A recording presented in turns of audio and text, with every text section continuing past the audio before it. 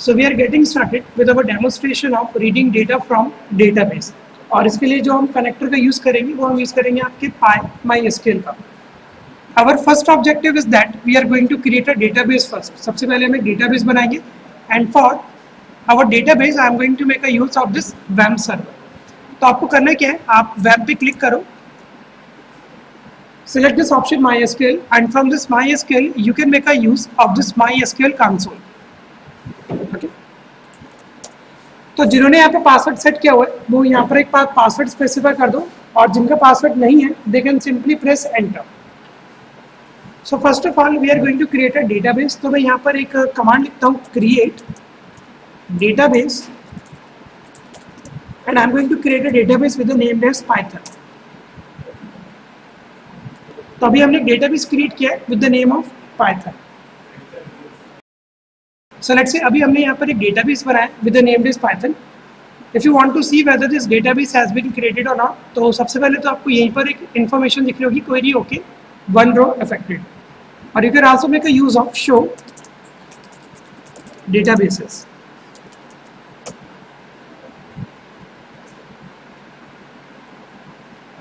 Okay, you can make a use of this as well, show databases.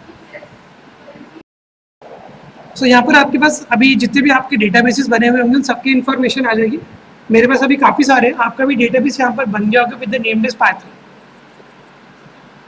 तो you have to type this show databases in order to view your the list of databases.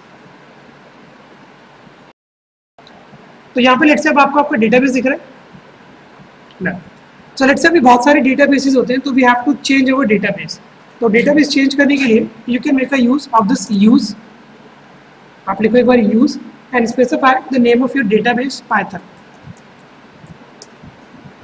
तो यहाँ पर अब क्या लिखा हुआ है, database change. तो जितनी भी आप टेबल्स वगैरह बनाओगे वो आपके इस वाले डेटाबेस के अंदर क्रिएट होंगे. So let's say now we are going to create a table. अब इस डेटाबेस के अंदर हम क्या बनाएंगे, टेबल बनाएंगे. So I am going to make a use of this command create table. Okay, और मैंने यहाँ पे लेट्स से टेबल का नाम दे दिया data. This is the name of my table. There after you have to specify the fields of your table. आपके table के अंदर क्या क्या फील्ड रहेगी, let's say ID, name, roll number, इस तरीके की इंफॉर्मेशन आप दे सकते हो. पहली फील्ड मैंने यहाँ पे यूज करी आईडी. इसका मैंने टाइप दिया एज एन इंटीजर. दूसरा मैंने यहाँ पे दिया नेम. इसका मैंने टाइप दे दिया एज अ टेक्स्ट. और एक और मैंने यहाँ पर दे दिया लेट्स से कोर्स, और यहाँ पर इसका भी टाइप मैंने दे दिया text. And end this with a semicolon and press enter.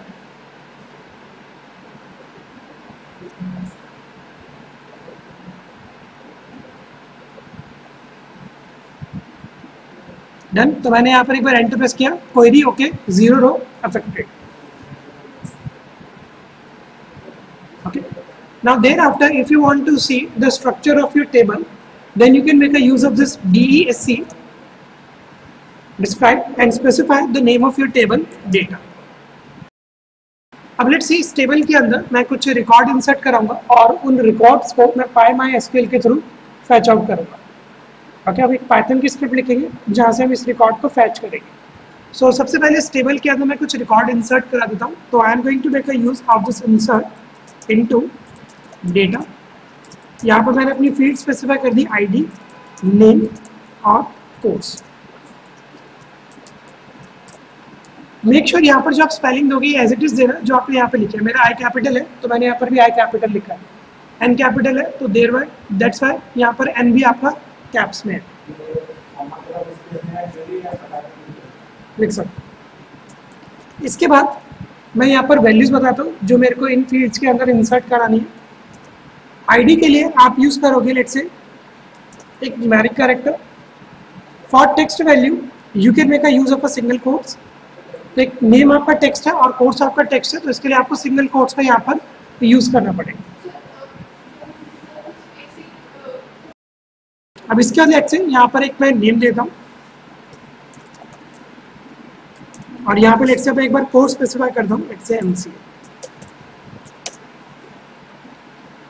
तो यहाँ पे लिखा आएगा कि query okay, one row affected. I am going to make a use of an upper arrow की। प्रीवियस कमांड पर वापस आ जाओगी, यहाँ पे बस मैं इनकी वैल्यूज चेंज कर देता हूँ। 1 की जगह लेट्स से मैंने यहाँ पे 2 स्पेसिफाई कर दिया इसमें, और लेट्स से यहाँ पर कोर्स मैं चेंज करता हूँ एज बीटेक।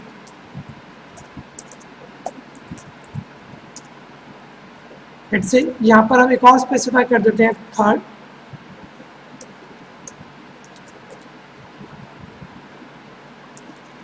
और लेट्स से यहाँ पे मैं लेता हूँ। So 3 records I have been inserted into my table. 3 record मैंने अपनी टेबल में भी इंसर्ट करा दिया। So now if you want to see the data of your table, then you can make a use of select star from and you have to specify the name of your table. तो यहाँ पर let's say अभी हमने एक database बना लिया, एक table बना लिया और टेबल के अंदर हमने रिकॉर्ड भी इंसर्ट करा लिया। Now what I am going to do is I'm going to fetch the information of this table using my PyMySQL को यूज करके अब ये वाले टेबल के रिकॉर्ड हम फैच कराएंगे in our Python programming. So let's say I am going to make a use of my Jupyter notebook. सबसे पहले मैं यहाँ पर एक है ना मॉड्यूल इंपोर्ट कराऊंगा, import PyMySQL। This is a module which we are going to make a use PyMySQL। आप लाइन बाय लाइन समझना जो भी मैं लिखूंगा, but exactly PyMySQL is a database connector which is used to connect your Python script with your database. Okay. Now, after importing this module, now here I'm going to create a connection string. We are going to create a connection string.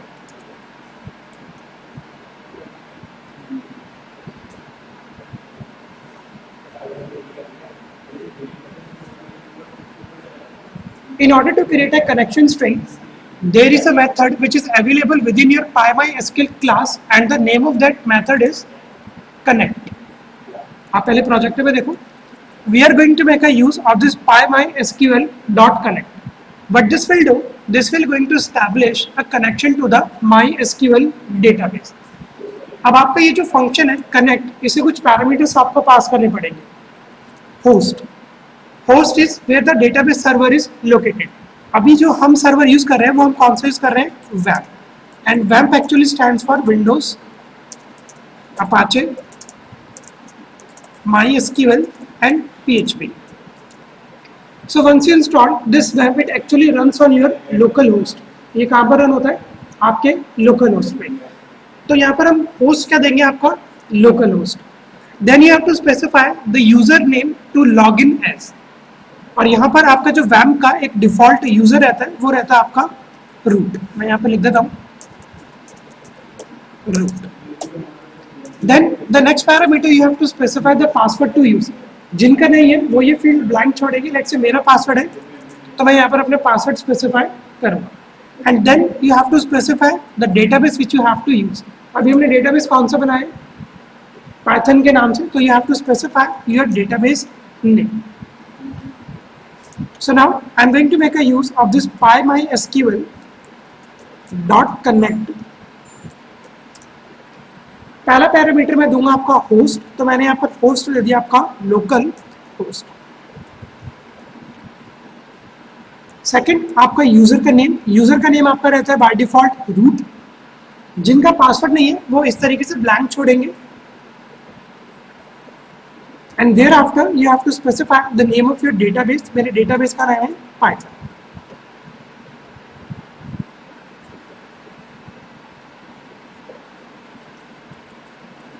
Done.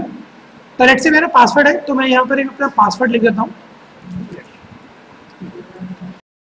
Now what I'm going to do is I'm going to save this information in an object, और उस object का नाम मैंने दे दिया DB।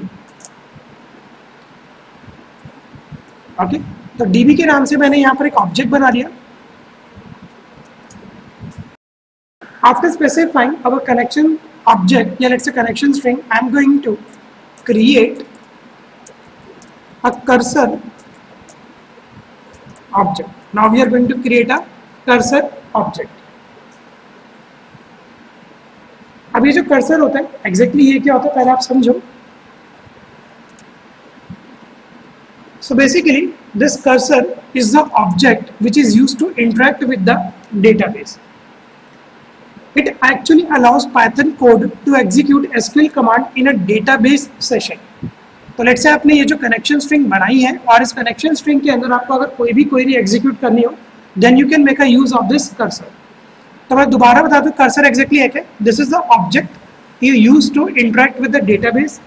It allow your Python programming code to execute SQL command in a database session and this cursors are created from the same connection. Cursors आपके कहाँ से बनते हैं?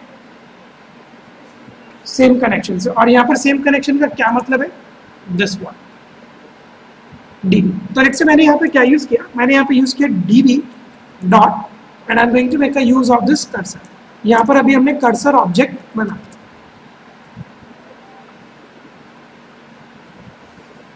डन. अब यहाँ पर लेट्स से इसकी भी इंफॉर्मेशन मैंने एक वेरिएबल के अंदर स्टोर करा ली और इस ऑब्जेक्ट का भी नाम मैंने दे दिया कर्सर.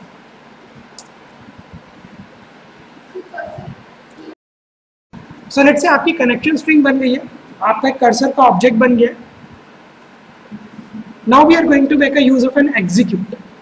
एक एग्जीक्यूट एक फंक्शन होता है और what this method will do, या ये फंक्शन एग्जीक्यूट करेगा क्या? It is used to execute your queries. तो मैंने यहाँ पर यूज किया कर्सर डॉट एग्जीक्यूट. तो मैं आपको एक बार बता दूं कि what this execute will do. It is going to execute a database operation such as कोई भी क्वेरी है, ये कमांड है जो भी आपको एग्जीक्यूट कराना है. सबसे पहले क्वेरी मैं यहाँ पर एक बार ये चेक कर लेता हूँ कि जिस डेटाबेस से हम कनेक्ट करने वाले उसका वर्जन क्या है.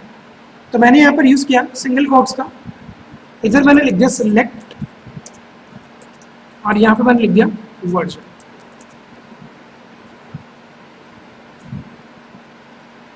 This will what this will do, this will going to give you the version of your database जो भी आप यूज कर रहे हो. वैम क्या आपका वैम में जो भी MySQL यूज कर रहे हो उसका वर्जन अभी हमको रिटर्न करके दे देगा. Select version. अब आपको ये इंफॉर्मेशन फैच भी करानी होगी कि चलो वर्जन इसने बता दिया. So now I am going to make a use of an another function और उसका नेम होता है आपका फैच वन, या आप यूज कर सकते हो फैच ऑल का. फैच वन क्या करेगा? It is used to fetch the next row of a query result set returning a single tuple और none when no more data is available. This fetch one is exactly going to return you one result set. सिर्फ एक ही result आपको ये return करके देगा. और किस format में रिटर्न करके देगा? टपल में. और ये जो आपका फैच ऑल है ये क्या करके देगा? It actually used to return all remaining query and it will going to return them as a list of tuple. fetch one आपका एक सिंगल टपल रिटर्न करके देगा और ये जो fetch all है जितनी भी आपके डेटाबेस के अंदर क्वेरीज है उन सबको रिटर्न करके दे देगा in a form of list tuple. और ये आपको एक एम्प्टी लिस्ट रिटर्न करके देगा when there is no more record to fetch. तो अगर आपको सिर्फ एक रिकॉर्ड इंसर्ट कराना है अपने डेटाबेस से तो fetch one, सारे रिकॉर्ड इंसर्ट कराना अपने डेटाबेस से तो fetch all. ठीक है, आगे देखो.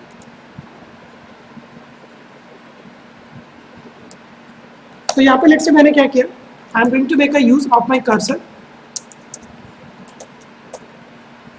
क्योंकि मैंने आपको बताया था कि कर्सर ही आपके डेटाबेस से रिकॉर्ड वगैरह एग्जीक्यूट कराएगा. तो मैंने यहाँ पे लिख दिया cursor and I am going to make a use of this dot fetch one, क्योंकि मेरे को भी सिर्फ एक ही इंफॉर्मेशन फैच करानी है और वो मेरे को फैच करानी है मेरा वर्जन कौन सा.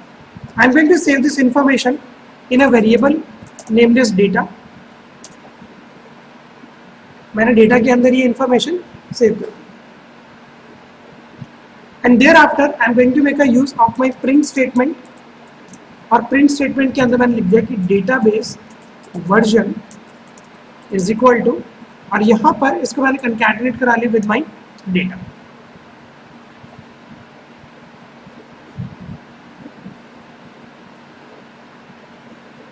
कितना लिखा आपने. And after that you have to make a use of this close. Close क्या करता है? It is use to close the cursor now. तो जो भी आपकी कनेक्शन स्ट्रिंग ओपन वगैरह होगी, it is use to close that connection string now. The cursor will be unusable from this point और अगर इसके बाद अगर आप कर्सर को यूज करने की कोशिश करते हो and interface error will be occur, ठीक है। एक कौन सा एक्सेप्शन आ जाएगा कि interface error will be raised if any operation is attempted with the cursor.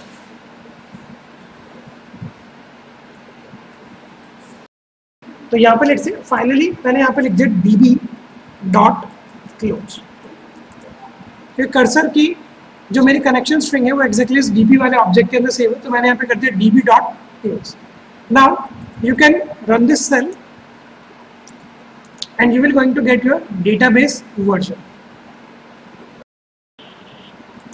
अब हम अपना एक बार डेमो कर रहे हैं और इस डेमो में क्या करूंगा, I am going to read data from database. तो सबसे पहले आपके दो ऑब्जेक्टिव रहेंगे कि सबसे पहले आप एक कर्सर ऑब्जेक्ट बनाओगे और एक आप कनेक्शन स्ट्रिंग बनाओगे। तो ये दो इन्फॉर्मेशन मैं एक बार यहीं से कॉपी कर रहा हूँ अपने प्रीवियस वाले सेल से। हमने कनेक्शन स्ट्रिंग बना दिया और एक यहाँ पर कर्सर ऑब्जेक्ट बना दिया, ठीक है। इसके बाद I am going to specify my query. अब यहाँ पे लेट्स से मैं लिख देता हूँ अपनी, I am going to specify my query. तो मैंने यहाँ पर क्या यूज़ किया, एक ऑब्जेक्ट बना लिया क्वेरी के नाम से और इसके अंदर एक मैंने क्वेरी स्पेसिफाई कर दी, select star from data. Data यहाँ पर क्या है, the name of our table. जो भी हमारी टेबल का नेम है यहाँ पर आप स्पेसिफाई कर देना, मेरी टेबल का नेम है डेटा, ठीक है। आपने क्वेरी लिखी सिलेक्ट स्टार फ्रॉम डेटा, लिखो। तो लेट्स से स्पेसिफाई क्वेरी करने के बाद now I am going to execute this query. और हम एग्जीक्यूट यहाँ पर किसके थ्रू करेंगे, विद अवर एग्जीक्यूट फंक्शन। तो मैंने यहाँ पे लिखा कर्सर डॉट एग्जीक्यूट और किसको एग्जीक्यूट कराना, मैंने यहाँ पर अपने ऑब्जेक्ट का नेम स्पेसिफाई कर दिया query.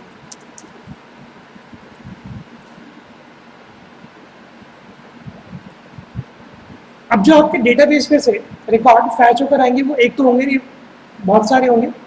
So now we are going to fetch our records.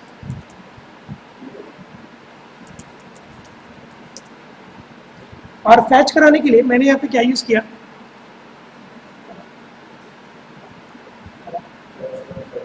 Fetch all. यहाँ पर हम यूज करेंगे आपके फैच ऑल का। So with the help of your cursor you can make a use of this fetch all। so this will going to fetch all the information available within your table। और ये information मैंने एक result नाम के object के अंदर save करानी इस तरीके से। तो आपका जो भी डेटा फैच होकर आएगा वो किस वाले ऑब्जेक्ट के पास है, एक रिजल्ट के पास है। Now I am going to make a use of for each loop. तो मैंने यहाँ पे लिखा फॉर, मैंने यहाँ पर एक वेरिएबल बना डेटा इन रिजल्ट। तो रिजल्ट के अंदर जितने भी इंफॉर्मेशन है that will be fetch towards this data and there after you can make a use of this print data. आप यहाँ पे डेटा को प्रिंट कराओ जो भी आपका डेटा है and after that press enter और यहाँ पर आप बैक स्पेस कर दो। आप इस फॉर लूप से बाहर आ जाओ और इधर आप अपने कनेक्शन को क्लोज कर दो।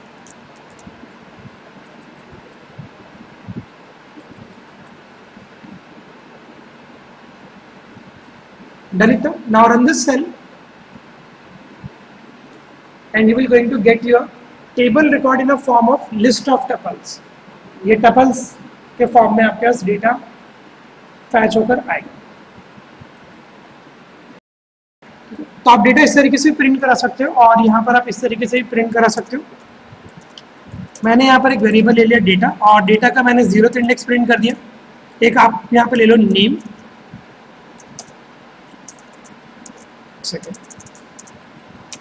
तो मैंने यहाँ पर एक वेरिएबल ले लिया आईडी और यहाँ पर मैंने इसका प्रिंट कर दिया कि डेटा का 0th इंडेक्स, क्योंकि टपल आपको ये रिटर्न करके दे रहा है। टपल का इंडेक्स कहाँ से स्टार्ट होता है, फ्रॉम 0। फिर मैंने यहाँ पर एक और वेरिएबल ले लिया name is equal to data of 1, course is equal to data of 2 and there after I am going to make a use of this print statement ID is equal to ID name is equal to name, और इसके बाद फिर यहाँ पे मैंने लिख दिया कि course is equal to course. So run this cell and this time you will going to get your output like this. तो ये कॉन्सेप्ट है हमारा reading of data from database.